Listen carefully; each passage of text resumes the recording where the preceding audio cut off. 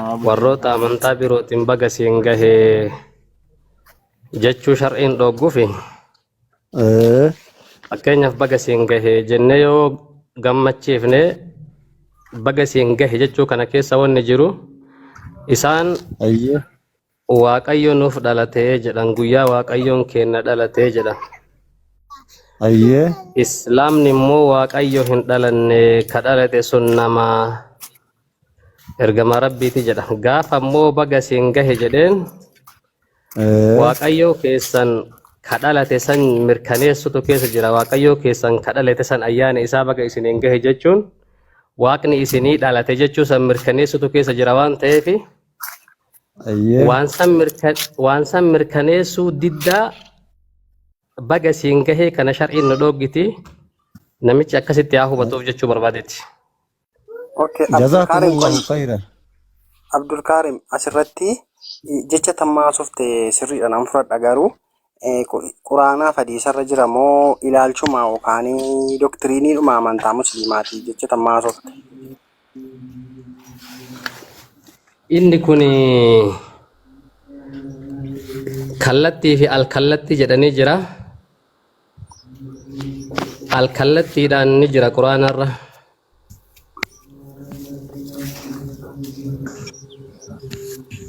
Alkallattii jechuun maachuudha. Alkallattii jechuun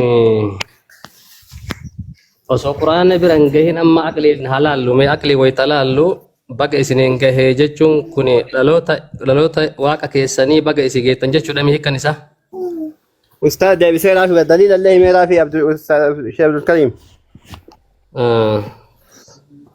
Quraanni rasuulli ka kennamani quraanni mu'jizaadha. Nabi Muhammadin irratti buufame alayhi salaatu wassalaam.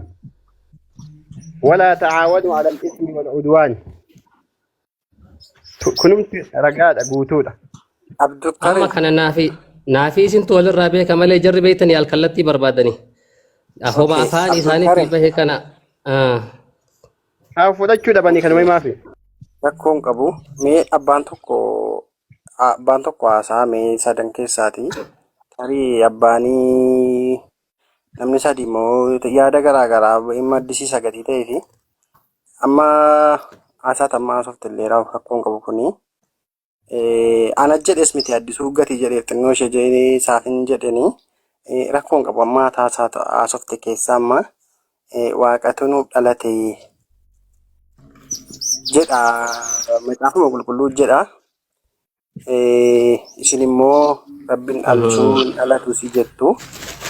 Atau enggak, rakkoon qabu hundumti keenya kitaabii amantii kan quraanni si kitaaba jaarraa yoo xiqqaate jaarraa 15ffaa achitti jira quraanni si macaafni qulqulluun illee akkuma kana jaarraa hedduu lakkoofsiseera nu garuu har'a jaarraa 21ffaa keessa jirra. Jaarraa kana keessa teenyee fakkeenyaaf amma dhugaan siin jedha kitaaba jaarraa hamma kana ga'ee dhufe. Ni Turkiidha isaa. Nagamu. Ndagama. Anamma dhugaan siin jedha. Shabakaan bak. Anamma dhugaa kanan jedhu jaarraa kanarra taa'ee quraanni sobaa. Quraanni akkas jechuun natti ulfaata. Maaliif yoo jette kitaaba jaarraa amma kana garuu anamma amantaa musliimaarraa jibban qabu garuu itti namanu. Itti amanuu dhiisuun koo cubbuus nan taasisu garuu immoo jibbarraan qabu. Akkuma amantaa kooti kabaja qabuun isaafis kabaja qaba. Garuu immoo maafini mootti hin amanu yoo jette fakkeenyaaf amma dhugaa dubbachuuf nan dubbisaal tokko macaafa qulqulluutiyyuu quraana dura bu'ee natti fakkaata jechuun barreeffame keessumaa amma warri kitaabni duraa jiru mitire waa'ee uumamaa kanaa sa'anu inni kun illee darbe ammasini macaafni qulqulluun sobaa sirrii miti jettanii amantu garuu immoo waan si dhibu keessaa kitaaba qulqulluu dura dhufe wanti kitaaba qulqulluu keessatti barreeffame dhufeellee quraana keessatti illee kan dubbatutu jira waan si dhibu isa kana jakoota argee kanaaf gaafinatti ta'e waan si dhibu akkamittiin sobateen jettan fakkeenyaaf amma utuu quraanni hin bu'in dura kitaabni ture kun namni akkasuma jedhee tamanaa ture fakkeenyaaf amma Muusaan fa'aa Amma tuni seenaa tabiroo tartee miree jiraanna tuni sii deebinaan gara biroo ceete miree. waliigallee Waan misa siin jedhe bakka ilaalcha keessan akka isa inni ta'e waliigallee jirra. hubateera. Quraanillee waan dhorku natti fakkaatu.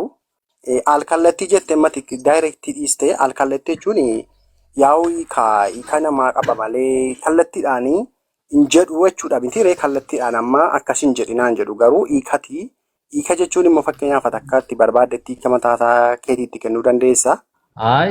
Hiika mataa kennaa osoo hin ta'in hiika ergamaan rabbii hiikanii fi ka sahaabonni isaanirraa warra isaanirraa barate hiikee fi ulamaani gurguddoon kennama beekumsa kanaa qaban hiikan malee hiika mataa dhuunfatiin hin deemu jedhi dubbiin. Isuma kana amma kaati jettee fi kitaabni kun dura dhufe kun duuban dhufe ka duuban dhufe ka dura dhufe kijibsiisuu hin danda'u jechuuf deemta. Yaada kana gadi fageenyaan yoo ilaalte addisii waliin haasofte rakkoon qabu. Soobas hin jenne Sanaddisuu fa'aa waliin haasa'e kun hin rakkisu. Halaalamu dubbii rabbii biraa dhufte ta'uudha malee wal duraa duuba dhufee miti. Lachuu yoo rabbi biraa dhufe maaliif wal dhabaa hin qorattaa? Al tokko qoyi wayin si gaafadha. Al tokko quraan fakkeenyaaf macaafa qulqulluu injilaa jettu taawuraatiif injiliidha quraanumarrayyuu jira. Garuu immoo eshi macaafni qulqulluun sirrii miti jedhee quraana keessatti hin barreeffamne garuu ilaalchi amantaa sana keessa jiru immoo akka kanatti gatii beekamuu fi akka kutti utuu quraanarraa dhugaa rabbii sitti hima macaafni qulqulluun sirrii miti taawuraatiif injiliin namni